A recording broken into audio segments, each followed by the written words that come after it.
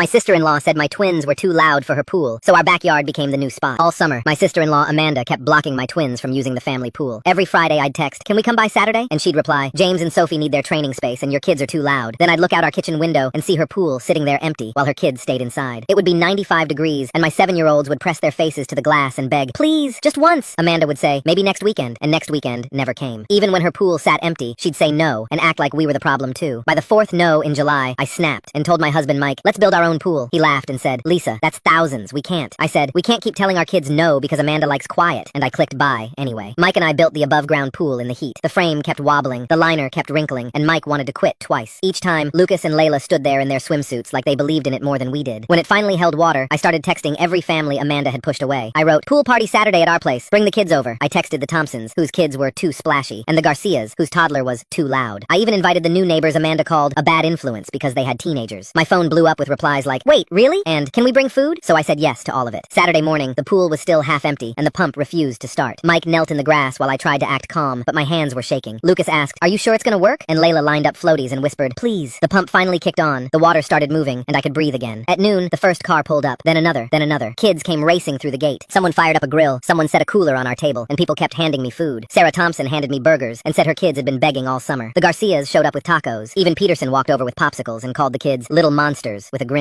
The backyard turned into happy chaos, with cannonballs, Marco Polo,